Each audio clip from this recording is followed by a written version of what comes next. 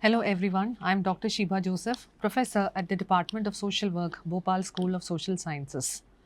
In the last module, we talked about transactional analysis, introduction to transactional analysis.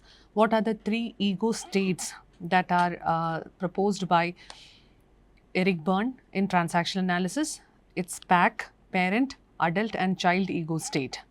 Now let us move on to the next concept which is there in transactional analysis, transactions.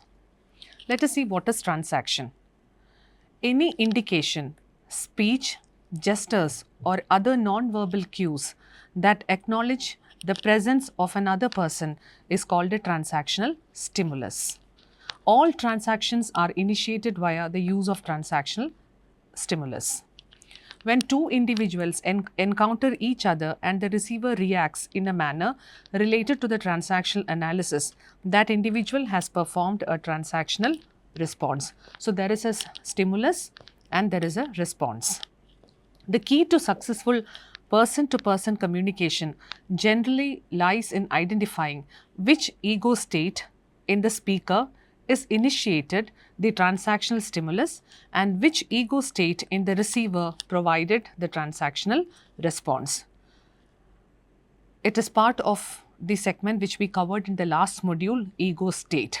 Due to the typically rational and reasonable nature of adult, Berne believes that the easiest and the simplest transaction occur between adult ego states.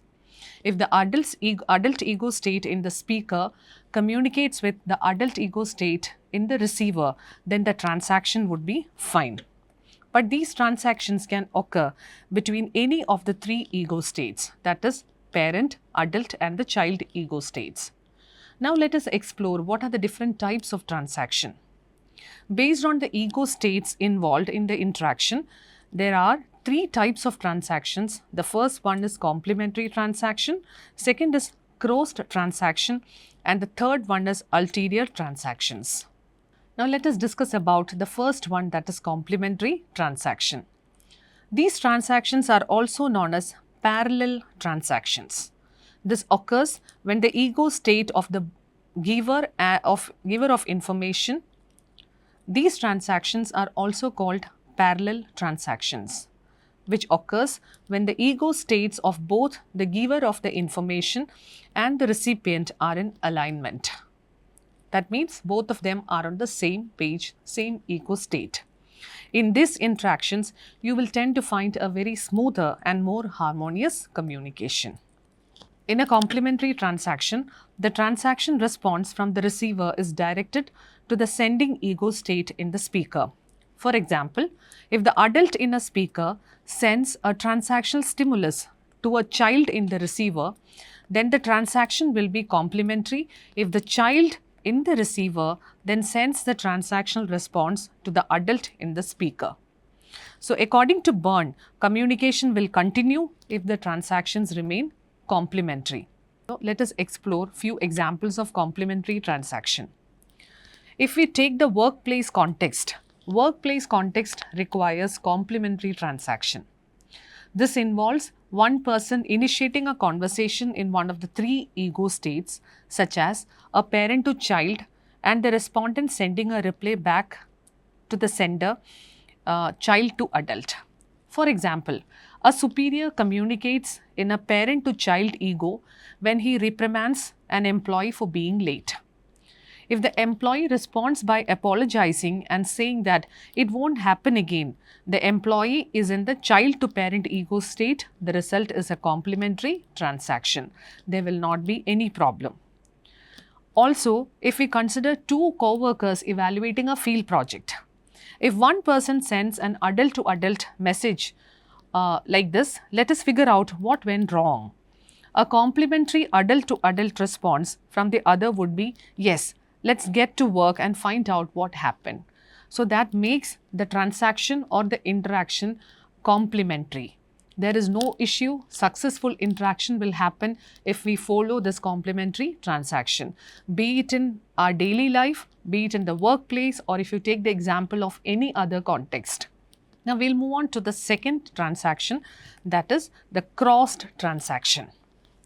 So, this occurs when the ego states between two individuals don't match, resulting in miscommunication or misunderstandings between the parties who are involved in the communication.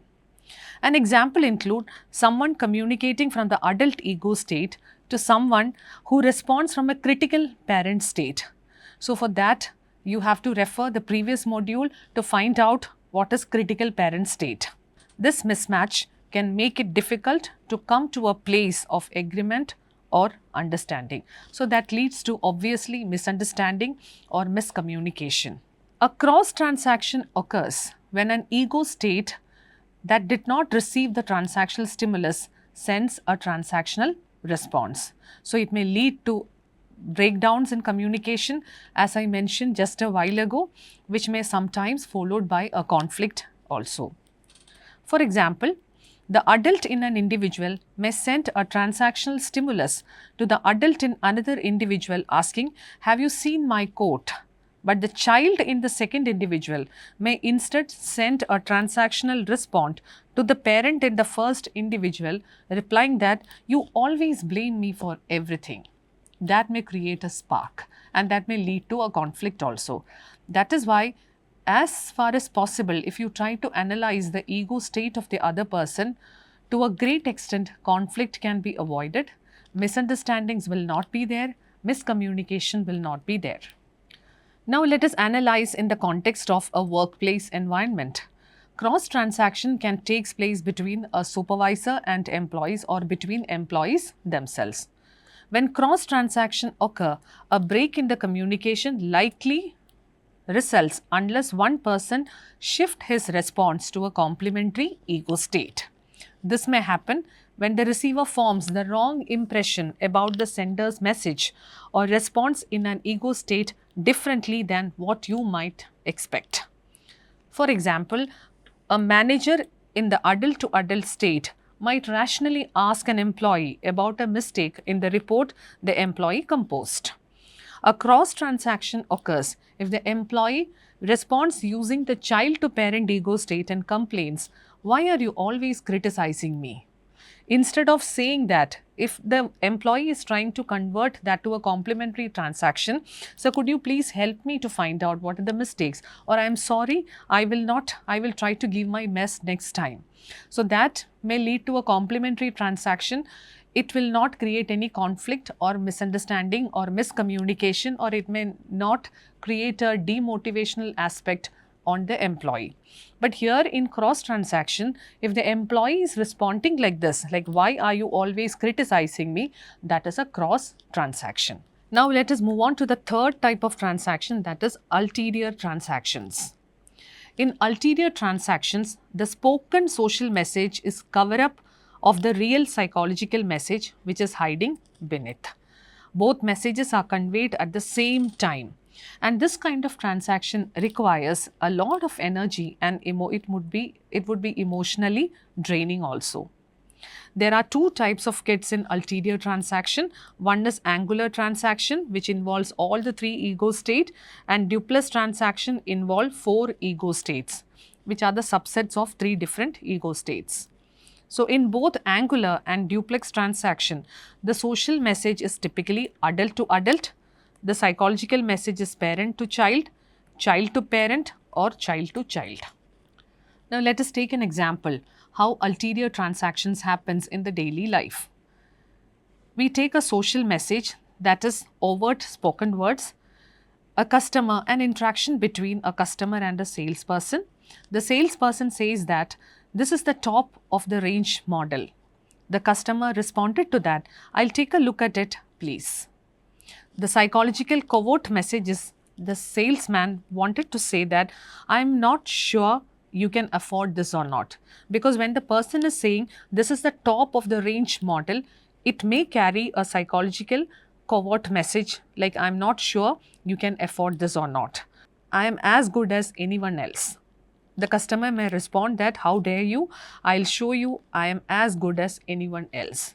So that is ulterior transaction.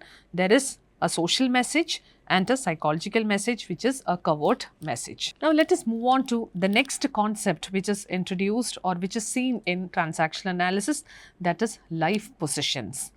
The 4 life positions described in transactional analysis are I am okay, you are okay, I am okay, you are not okay, I am okay, I am not okay, you are okay, and I am not okay, you are also not okay. So these are the 4 life positions we take. So let us take the first life position, that is I am okay, you are okay.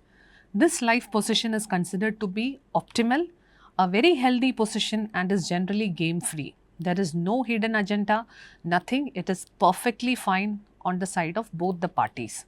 So people occupying this position will hold the belief that all people are innately worthy and valuable. They respect others, they also get respect. It's a very healthy type of interaction. That people are okay is a statement that describes their being or essence rather than their behavior. So here I am okay, you are okay statement describes about being, the mere presence. It's not only the essence rather than the behavior. They describe about their being itself. This position is characterized by an attitude of openness and of honesty and trust. That is very important, an attitude of openness and honesty as well as trust. So that itself makes this life position very healthy and optimal. People occupying this position will be collaborative and accepting of themselves and others. Probably this could be a very good life position which could be adopted in a team, where you consider, the leader consider the followers or the team members are equally good like the team leader. So there is more collaborative effort when they work together, accepting one another, and that makes the entire task game free. Now the next life position is I am okay, you are not okay. This is occupied by those who project their difficulties onto others. They may be blaming and critical. They may be blaming and critical. So from the statement itself, it is clear that normally many people have the tendency to blame others. No, it's not because of me. You came late or you did not do it well. That's why the whole show went as a flop show. This is occupied by those people who project their difficulties onto others. They may be blaming and very, very critical. Transactional games that reinforce this position involve a self-styled superior, that is, the one who's projecting anger, disgust or disdain into a designated inferior or a scapegoat. You are not okay. Say for example, in a class, if we are giving a presentation among 4 students, and if they could not do the presentation well and they got a very critical evaluation from the side of the teacher, then the leader or anybody in the team can say that this person did not come and collaborate with us. Because of you, this has happened. Rather than considering them, what are the reasons why they have not done it, they blame others, feeling that I am superior. So they need a scapegoat, somebody to blame on. That position is called I am okay, you are not okay. That is, this position, or in short we can say, this position requires there may be somebody to be worse than them in order to maintain a sense of self as okay. If I have to be okay, then somebody should be there who might be in a worse situation or who might be worse, so that I am okay and he is not okay, to make the presence of to make the presence of self felt. Now the third one is I am not okay, you are okay. Position is very depressive. It is characterized by the feeling powerless. You're feeling powerless and lacking in comparison with others. People occupying this position may discount their own needs in favor of others and may experience themselves as victims, playing a victim card. Like, always, yes, I'm here, you can kick me. Yes, I'm here, no, you can blame me. I don't have anything. I'm the matriarch. This kind of statements. So there are very many transactional games which could be curated to find out this life position, that I am not okay, you are okay. I don't have anything. I don't have power. I don't have powerless. You might have seen this kind of characters or this kind of, people who are taking this kind of life position in our daily day life, and also in the organizational context, among the peer, in the family, everywhere. And the last life position is a very hopeless kind of life position, that is, I am not okay, you are also not okay. Is a position of hopelessness, futility and frustration. From this position, everybody will view life seems to be uninteresting and hopeless. This may result in a very violent or a destructive behavior. So in short, we discussed about all the 3 life position, and out of which I would always recommend, or even the scientists also have recommended, or the behavioral psychologists have recommended, I am okay, you are okay is said to be the healthy life position. I am not okay, you are okay shows that you are helpless, you are powerless, or you are not able to manage the things. And the third one, I am not okay, the third one, I am okay, you are not okay, always need a scapegoat to blame on. And the fourth one is like a very hopeless position, I am not okay, you are not okay. Now we have come to a conclusion of the different life positions in transactional analysis, and the next concept is strokes. That is a need for, it's very clear that need for recognition is very important in everyone's life. Let us talk about stroking. And this is a very important part of transactional analysis, the concept of stroking. Eric Berne has defined a stroke as a fundamental unit of social action. A stroke is a unit of recognition when one person recognizes another person. A stroke can be physical, verbal or non-verbal, or could be a handshake, a compliment or a nod of head. It could be also hello, go away or a dismissive wave of hand. All these acknowledges that the other person exists. That is, a gestural smile is also coming under stroking. Even if you are not verbally saying something, but you are just smiling, that means you are realizing the presence of other person. That is stroking, and it's very fundamental in social action. Now, why Eric Berne has introduced the idea of stroke into transactional analysis? It was purely based upon the work of Rene Spitz, a researcher who did pioneering work in the area of child development. Spitz observed that infants who are deprived of cuddling, touching and handling, or in other words, not receiving any physical strokes, were more likely to experience emotional and physical difficulties. So, from Ritz's theory or Ritz's findings, it was clear that a child who has never experienced cuddling, touching or handling, or who has not received any kind of physical stroke, were found to be having emotional or physical difficulties. So, that is why Spitz, from this, inspiring from Spitz's work, Berne introduced strokes into transactional analysis. Humans have a very continual need of strokes, that you will agree with me, I am sure, which may be understood as simple units of interpersonal recognition. Just waving your hand, just smiling at one another, just saying a hello. When somebody is coming, you're at least giving a facial expression, a non-verbal cue, that also comes under stroking. Managers and superiors can create a very positive environment and positive relationships with employees by giving constant stroke. Examples include verbal praise of an employee, compliments or positive feedback about a project. You have done a great job. You really rocked. It's great to have you in our team. These are all positive strokes.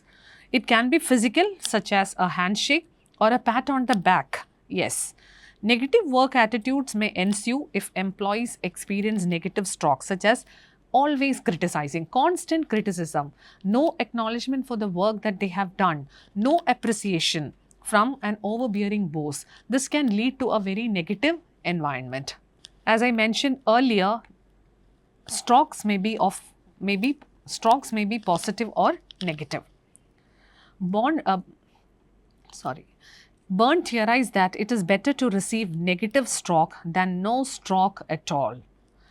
It is okay to have negative or positive stroke rather than not receiving a stroke at all. When when one person asks another out on a date, for example, receives a flat refusal, that person may find the refusal to be less damaging than a complete lack of acknowledgement. Not even giving a look to that person, not even giving a gesture that I'm listening to you, that means you are completely avoiding, completely discarding the presence of that person. That is more harmful. As far as conditional and unconditional stalks are concerned, there are two types. So there are different types of stalking also. Let us see that. As I mentioned earlier, positive stalks are there and negative stalks are there. Positive stalks are compliments and negative stalks are insults. And there are two types of stalking. One is conditional stalking and the other one is unconditional stalking.